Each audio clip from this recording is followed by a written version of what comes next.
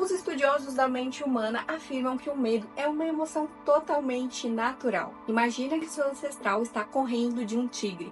Quando ele está com medo, com ansiedade, o corpo vai mandar mais cortisol, vai mandar mais adrenalina e ele vai conseguir correr mais rápido desse tigre. É por isso que sempre que a gente é colocado numa situação nova, uma situação que a gente não está acostumado, a gente sente aquele friozinho na barriga, a gente começa a se sentir um pouco ansioso. E isso é completamente normal. Mas como seres humanos racionais, a gente pode usar ferramentas para lidar com esse medo e superar e fazer ali o que você precisa fazer de forma um pouco mais confiante. Então vamos a essas ferramentas.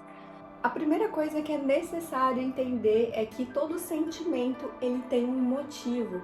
E aí eu começo a me perguntar, o que esse sentimento está querendo dizer para mim? Porque às vezes esse sentimento ele tá querendo te alertar de algo. Por exemplo, recentemente eu fui fazer uma palestra e eu estava com medo de não ir muito bem, porque era a minha primeira vez num palco para várias pessoas. E aí eu comecei a me perguntar por que eu tava com medo. Eu tava com medo de não ser tão boa, eu tava com medo de chegar lá na frente e travar na hora, eu tava com medo do meu conteúdo não ser bom o suficiente. Então, quando eu comecei a entender por que o medo estava vindo e eu comecei a entender que era plausível os medos que eu estava sentindo, eu comecei a me perguntar, como uma adulta responsável, o que eu posso fazer em relação a esses medos que estão me incomodando. Então, por exemplo, eu estava com medo de o meu conteúdo ser bom ou não. Então, eu vou estudar ao máximo para dar o melhor conteúdo possível. Eu tava com medo de lá na frente e a minha palestra ser a pior de todas, porque dentro de todos os palestrantes eu era a pessoa menos experiente.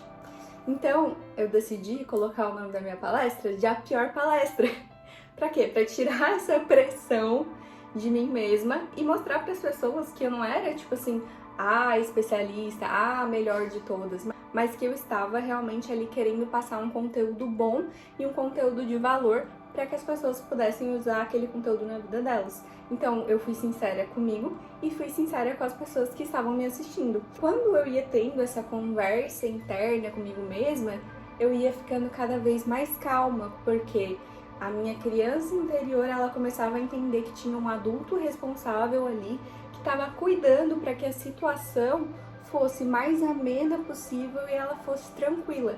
E aquilo foi me deixando cada vez mais tranquila.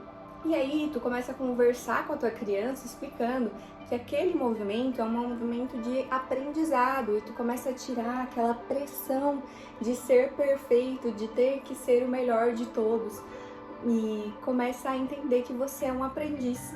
Ou daquela pressão que algumas pessoas que têm a personalidade parecida com a minha colocam em si mesmas, vai sumindo. E isso é maravilhoso. Mas tem mais técnica que dá pra você usar aí. Além de dar essas respostas mais racionais para mim mesma, eu começo a entrar num processo de autorregulação emocional, que é o quê? Auxiliar a minha criança a passar por aquela situação desafiadora, minha criança interior. Então eu começo a perguntar, tá, o que você precisa para que você se sinta melhor nessa situação que tá um pouco complexa e desconfortável para você?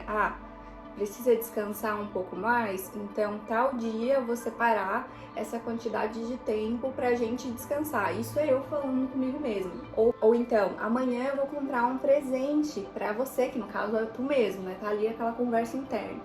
Que tá se esforçando aí pra crescer na vida e passar para as próximas fases. E aí você vai aprendendo a acolher a sua criança. E é importante que nesse momento de acolhimento, que você está se acolhendo, que você não esteja indicando coisas destrutivas, como por exemplo, então sempre que eu for me acolher, eu vou me acolher com um doce, eu vou me acolher com uma bebida, algo que pode ser destrutivo. Não faça para você algo que você não faria para o seu filho, por exemplo. Então, comece a pensar em soluções que são mais saudáveis e que podem servir como um acolhimento, tipo um banho quente, uma massagem, uma meditação, uma comprinha que não seja tão cara, uma comprinha que não vá atrapalhar suas finanças de alguma maneira. Coisas que sejam saudáveis para você e para sua criança, que vão te ajudar a se acolher ali naquele momento. Outra ferramenta muito legal para lidar com o medo é você aprender a fazer gatilhos no seu corpo para você alcançar um estado de mais alto recurso. O que é um estado de mais alto recurso?